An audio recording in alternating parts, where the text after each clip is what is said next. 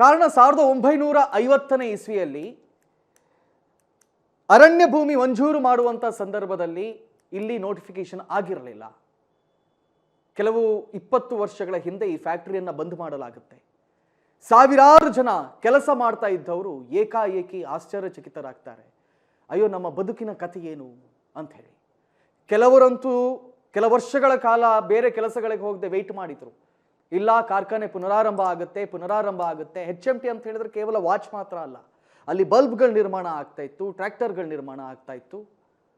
ಸಾವಿರಾರು ಮಂದಿ ಕೆಲಸಗಾರರು ಅಲ್ಲಿ ಕೆಲಸ ಮಾಡ್ತಾ ಇದ್ರು. ಅದು ಪುನರಾರಂಭ ಮಾಡೋದ್ರಲ್ಲಿ ತಪ್ಪೇನಿದೆ ಅನ್ನುವ ವಿಚಾರ ನಾವು ಚರ್ಚೆ ಮಾಡ್ತಾ ಹೋಗ್ತೀವಿ. ಚರ್ಚೆ ಮಾಡೋದಕ್ಕೆ ನನ್ನ ಜೊತೆ ಅಧ್ಯಕ್ಷರು, ಸಂಸ್ಥಾಪನಾ ನಿರ್ದೇಶಕರು, ನಮಗೆಲ್ಲರಿಗೂ ಮಾರ್ಗದರ್ಶಕರು ಆಗಿರ್ತಕ್ಕಂತಹ ಸಂಪೂರ್ಣ ಗೌಡ ಮ್ಯಾಮ್ ಇದ್ದಾರೆ. ಮೇಡಮ್, ಕಾರ್ಯಕ್ರಮಕ್ಕೆ ಸ್ವಾಗತ. ನಮಸ್ತೆ. ಅದೇ ರೀತಿಯಾಗಿ ನಮ್ಮ ಸಂಸ್ಥೆಯ ಬೆನ್ನೆಲುಬು, ನಮ್ಮೆಲ್ಲರಿಗೂ ಪ್ರೋತ್ಸಾಹವನ್ನು ನೀಡ್ತಾ ಇರುವವರು, ನಮ್ಮ ನಿರ್ದೇಶಕರು ಮತ್ತು ಚೀಫ್ ಎಡಿಟರ್, ಮುಖ್ಯ ಸಂಪಾದಕರು ಆಗಿರ್ತಕ್ಕಂತಹ ಮಂಜುನಾಥ್ ಸರ್ ನನ್ನ ಜೊತೆ ಇದ್ದಾರೆ. ಸರ್, ತಮಗೂ ಕೂಡ ಕಾರ್ಯಕ್ರಮಕ್ಕೆ ಸ್ವಾಗತ.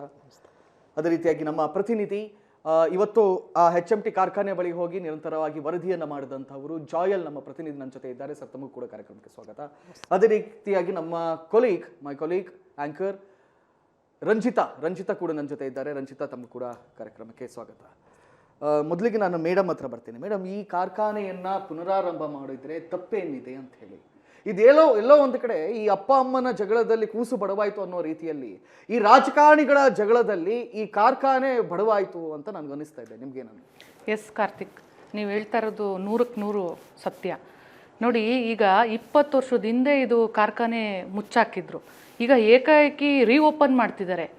ರೀಓಪನ್ ಯಾರಿಗೋಸ್ಕರ ಮಾಡಬೇಕು ಈ ಕಾರ್ಖಾನೆನ? ನಮ್ಮ ಜನಕ್ಕೋಸ್ಕರ, ಕೆಲಸ ಇಲ್ಲದೆ ಇರೋರಿಗೆ, ಉದ್ಯೋಗ ಇಲ್ಲದೆ ಇರೋರಿಗೆ ಇವಾಗ ಉಪಯೋಗಕ್ಕೆ ಬರ್ತಾ ಇದೆ ಈ ಕಾರ್ಖಾನೆ ರೀಓಪನ್ ಮಾಡಬೇಕು ಅಂದರೆ. ಈಗ ಏನು ಅರಣ್ಯ ಇಲಾಖೆಯವರು ಹೇಳ್ತಾ ಇದ್ದಾರೆ, ಈ ಜಾಗ ಅಲ್ಲಿಗೆ ಈಶ್ವರ್ ಖಂಡ್ರೆ ಹೇಳ್ತಾ ಇದ್ದಾರೆ ಅಂತ ನೀವು ಇಷ್ಟೊತ್ತು ಹೇಳಿದ್ರಿ.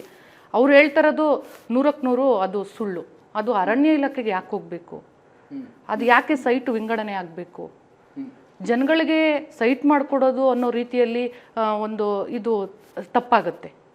ಇದು ಯಾವತ್ತಿದ್ರೂ ಈ ಕಂಪ್ನಿಯಾಗೆ ಉಳಿಯಬೇಕೇ ಹೊರತು ಸೈಟ್ಗಳಾಗಿ ವಿಂಗಡಣೆ ಆಗಬಾರ್ದು. ಹೌದು, ಆಗಬಾರ್ದು. ಇದು ಉದ್ಯೋಗಿಗಳಿಗೆ, ಯಾರಿಗೆ ಕೆಲಸ ಇಲ್ಲ ಅಂತ ಪರದಾಡ್ತಿದ್ದಾರೆ, ಎಷ್ಟೋ ಜನ ಪರದಾಡ್ತಿದ್ದಾರೆ, ನಾವೇ ಈಗ ಕಣ್ಣಾರ ನೋಡ್ತಾ ಇದ್ದೀವಿ. ಅವ್ರಿಗೆ ಅನುಕೂಲ ಆಗಬೇಕು, ಉದ್ಯೋಗ ಸಿಗಬೇಕು, ಅದು ನನ್ನ ಉದ್ದೇಶ. ರಾಜ್ಯ ಸರ್ಕಾರ ಇದಕ್ಕೆ ಅನುಕೂಲ ಮಾಡಿಕೊಡ್ಬೇಕು, ಹಿಂದೇಟ್ ಹಾಕ್ಬಾರ್ದು. ಅದು ನನ್ನ ಈಗಿನ ಕಾಲಘಟ್ಟ ಹೆಂಗಿದೆ ಅಂತ ಮೇಡಮ್, AI ಅದು ಇದು ಎಲ್ಲ ಬಂದ್ರ ಮೇಲೆ ಎಲ್ಲಾ ಕಂಪನಿಗಳಲ್ಲಿ ಕೂಡ ಲೇ ಆಫ್ ಗಳನ್ನು ಮಾಡ್ತಾ ಇದ್ದಾರೆ. ಹೌದು, ಎಷ್ಟೋ ಜನ ಉದ್ಯೋಗ ಇಲ್ಲದೆ ಒದ್ದಾಡ್ತಾ ಇದ್ದಾರೆ. ಇದನ್ನ ಸ್ಥಾಪನೆ ಮಾಡಿದ್ರೆ ಇದರಲ್ಲಿ ಬರೋಬ್ಬರಿ 10,000ಕ್ಕೂ ಹೆಚ್ಚು ಉದ್ಯೋಗಗಳು ಸೃಷ್ಟಿ ಆಗುತ್ತೆ ಅಂತ ಹೇಳಿ. 100%. 10,000 ಜನ 20 ವರ್ಷದ ಹಿಂದೆನೆ ಕೆಲಸ ಮಾಡ್ತಾ ಇದ್ರು. ಅವ್ರನ್ನ ಏಕಾಏಕಿ ಕಂಪ್ನಿನ ಕ್ಲೋಸ್ ಮಾಡಿ ಬೀದಿಗೆ ಹಾಕ್ಬಿಟ್ರು. ಈಗ ರೀಓಪನ್ ಆಗ್ತಾ ಇದೆ ಅಂದ್ರೆ ಅವ್ರ ಜೀವ ಈಗ ತಾನೇ ಅರಳ್ತಾ ಇರುತ್ತೆ. ಅಪ್ಪ, ರೀಓಪನ್ ಆಗ್ತಾ ಇದೆ, ನಮ್ಗೊಂದೊಂದು ಕೆಲಸ ಆಗತ್ತೆ ಅಂತ. ಸೊ ಇದಕ್ಕೆ ಅವಕಾಶ ಮಾಡಿಕೊಡ್ಬೇಕು ರಾಜ್ಯ ಸರ್ಕಾರ. ಕುಮಾರಣ್ಣ ಏನು ಒಳ್ಳೆ ಉದ್ದೇಶ ಮಾಡ್ತಾ ಇದ್ದಾರೆ, ಅದಕ್ಕೆ ಅವಕಾಶ ಮಾಡಿಕೊಡ್ಬೇಕು ರಾಜ್ಯ ಸರ್ಕಾರ.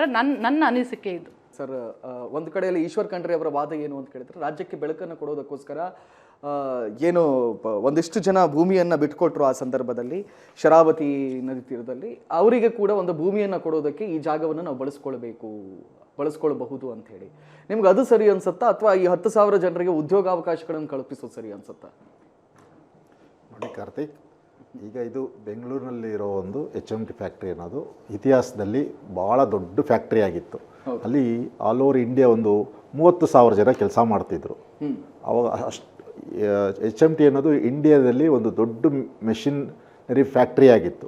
ಅದು ಒಂದು 25-30 ವರ್ಷದ ಹಿಂದೆ ಇರೋರಿಗೆ ಅದ್ರ ಬಗ್ಗೆ ಹೆಚ್ಚು ತಿಳುವಳಿಕೆ ಇದೆ. ಅಂಥ ಫ್ಯಾಕ್ಟ್ರಿ ಮುಚ್ಚೋದಾಗ ಮೇಡಮ್ ಹೇಳ್ದಂಗೆ ಹಲವಾರು ಜನ ಬೀದಿಗೆ ಬಂದಿದ್ದಾರೆ. ಓಕೆ, ಇವತ್ತು ಅಟ್ಲೀಸ್ಟ್ ಅವರೆಲ್ಲ ರಿಟೈರ್ಡ್ ಆಗಿದ್ದಾರೆ. ರಿಟೈರ್ಡ್ಗಳಾಗಿ 26 ವರ್ಷ ಆದಮೇಲೆ ಎಲ್ಲ ರಿಟೈರ್ಡ್ ಆಗಿರ್ತಾರೆ. ಅಟ್ಲೀಸ್ಟ್ ಬೇರೆ ಜನರಿಗೆ, ಅವ್ರ ಮಕ್ಕಳಿಗೆ ಮತ್ತು ಕೆಲಸಕ್ಕೆ ಕಾಯ್ತಾ ಇರೋರಿಗೆ ಇಲ್ಲೊಂದು 10,000 20,000, ಯಾಕಂದರೆ 440-50 ಎಕರೆನಲ್ಲಿ ಅಷ್ಟು ದೊಡ್ಡ ಇನ್ಫ್ರಾಸ್ಟ್ರಕ್ಚರು ಈಗಿನ ಕಾಲದಲ್ಲಿ ನಾವು ಹೂವೇ ಕೂಡ ಮಾಡ್ಕೊಳಕ್ಕಾಗಲ್ಲ, ಅಷ್ಟು ಇನ್ಫ್ರಾಸ್ಟ್ರಕ್ಚರ್ ಇದೆ. ಆ ಮುಚ್ಚೋಗಿರೋ ಇನ್ಫ್ರಾಸ್ಟ್ರಕ್ಚರ್ನ ಕೇಂದ್ರ ಸರ್ಕಾರ ನಾವು ರೀಓಪನ್ ಮಾಡ್ತೀರಿ, ಅದರಲ್ಲಿ ಮತ್ತೆ ಕೆಲಸಗಾರರಿಗೆ ಒಂದು ಅವಕಾಶ ಕೊಟ್ಟು ರೆಡಿ ಮಾಡ್ತೀನಿ ಅಂತ ಹೇಳುವಾಗ ಇದಕ್ಕೆ ರಾಜ್ಯ ಸರ್ಕಾರದವ್ರು ಯಾವುದೇ ಒಂದು ತಡೆ ಒಡ್ಡದೆ ಏನು ಕೇಂದ್ರ ಸರ್ಕಾರಕ್ಕೆ ಇವರು ಎಲ್ಲ ರೀತಿ ಸಹಕಾರ ಕೊಟ್ಟು ಇಲ್ಲಿನ ಜನಗಳಿಗೆ ಅನುಕೂಲ ಆಗೋ ರೀತಿ ಇದನ್ನು ರಿಓಪನ್ ಮಾಡಿಸೋದಕ್ಕೆ ಅವರು ಅನುವು ಮಾಡಿಕೊಡ್ಬೇಕು.